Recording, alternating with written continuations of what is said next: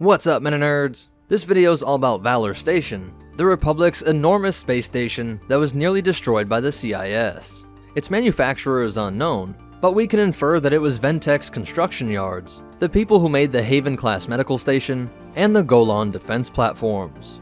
Comparing the size of these three stations, Valor was around 6 times the width of the medical station, but less than half the size of the Golan 8.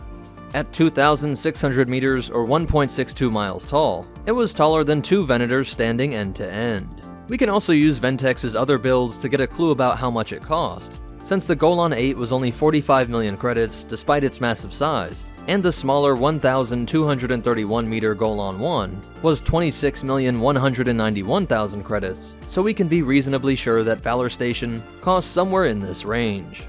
As for the structure itself, the station contained turbolasers and point defense cannons in the main tower, and I would hope on the hangars as well, although it was most likely constantly guarded by Star Destroyer sentries, given its importance to the war effort.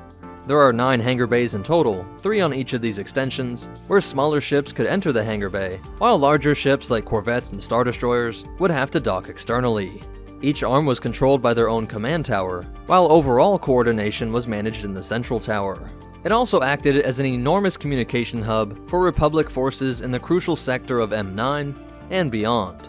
Valor was in orbit over Carida, which along with Anaxes, was one of the most important military locations, housing the galaxy-renowned Carida Academy. Being on the Prelemian trade route, Valor Station was at a crucial junction that connected Coruscant in the core to the Outer Rim and more CIS-controlled worlds. This station's refueling, rearming, communications abilities, and important location all made it a primary target.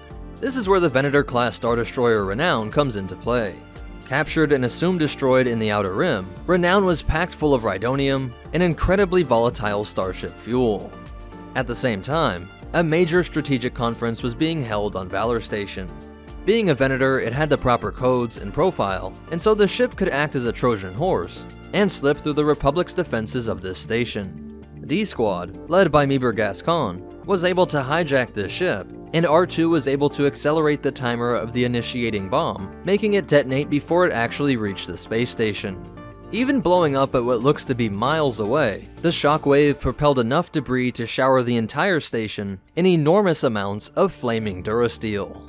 None of the Venators appear to be destroyed, but would have definitely suffered some damage, but this Arquitens was absolutely blown to bits, and even one of the transparasteel windows of the main conference room was significantly cracked. We can only speculate what kind of power systems were used to keep this massive space station running, but that combined with the Tabana gas fuel for the laser cannons, and ships that came here to be serviced, as well as the munitions that would have been stored here, and you have to wonder how big this explosion would have been if the Renown had collided with Valor Station. The chain reaction would have likely consumed the many Venators stationed around it, meaning terrifying amounts of debris that might have crashed into Carida.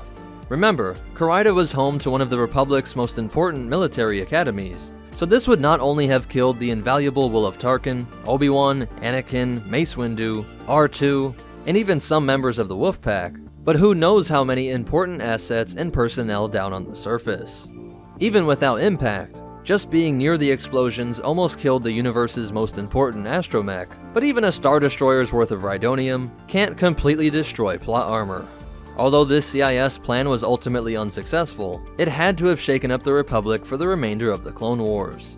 But I wanted to ask you guys how you think this would have affected Palpatine's plan. If it was destroyed, Palpatine would never get Darth Vader and would lose Tarkin, but he also wouldn't be challenged by Mace or Obi. I can picture a scenario where this would be such a dramatic loss that it would be a good excuse for Palpatine to seize power even quicker, claiming that the war effort needed to be ramped up and not bogged down by bickering senators. Or it could have been such a shock to the public and senators that they would turn against the war effort and force Palpatine to contact the CIS and initiate peace talks. Let me know what you guys think about that in the comments down below, but that's it for Valor Station.